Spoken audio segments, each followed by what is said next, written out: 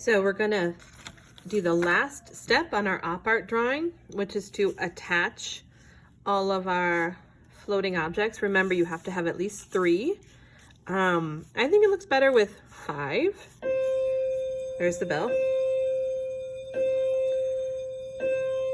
But the little extra thing that really makes this look very, very cool, if you have time, if you're rushing to finish by the deadline, you can skip this step.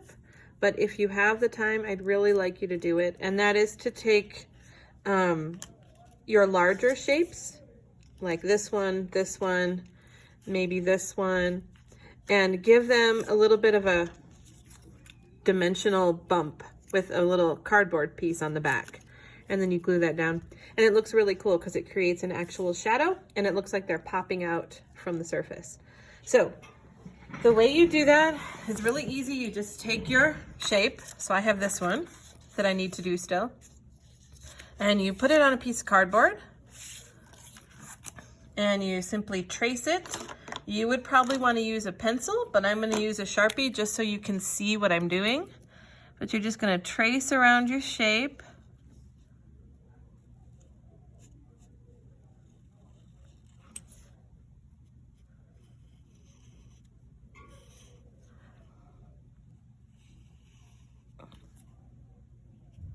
On the cardboard.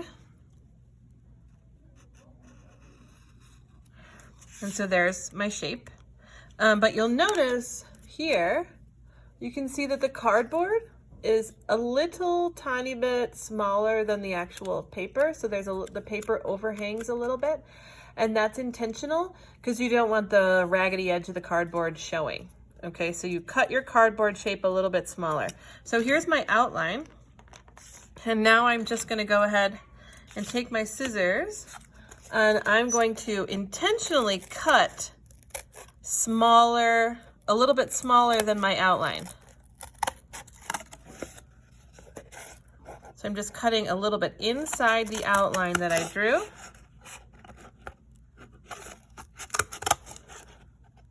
To make my cardboard shape slightly smaller than my paper shape.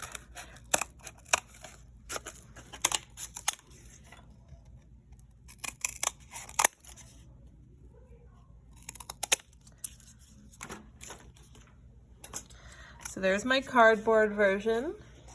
And when I go to put the paper version on top of it, you can see because the cardboard is a little tiny bit smaller, it doesn't show over the edges. So now all you need to do, put a really good layer of glue stick. You probably don't want to do that right on top of your drawing in case you slip. You don't want glue all over your surface of your drawing. Really good layer of glue all the way to the edge of the cardboard. You don't need to press so hard that it gets all chunky like that.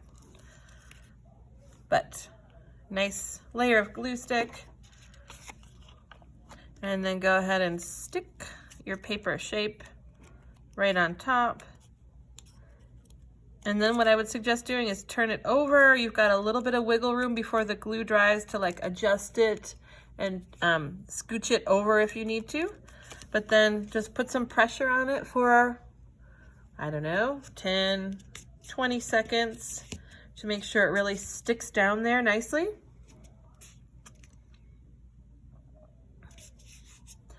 And then you're good. So on my 3 bigger shapes, I have them with a little cardboard backing.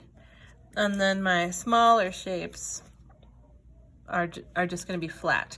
And that's gonna make it seem like the bigger shapes are coming out towards you. See how my hands get bigger when they get closer to you? And when they get farther away, they get smaller. It's the same idea with the shapes. So then you're gonna take your background. You're going to decide how you want to position everything. I think I like mine going this way. Of course, you could do it vertically if you want, but I like it horizontally like this, I think. No, I like it like this because I like this green bit coming down from the top. And now I'm going to spend some time playing with different arrangements with my floating objects and see how I think it looks the best. If you have any highlights or shadows on your floating objects, which I would suggest, like see my little sphere here has a white highlight on the top and a little shadow on the bottom. I want to make sure to position them like that in my picture, so the highlight's pointing up and the shadow's pointing down.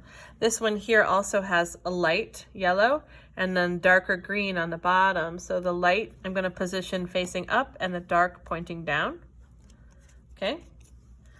So I'm just going to spend some time playing around with arrangements, and then I'll go ahead and glue them down, and that will be that.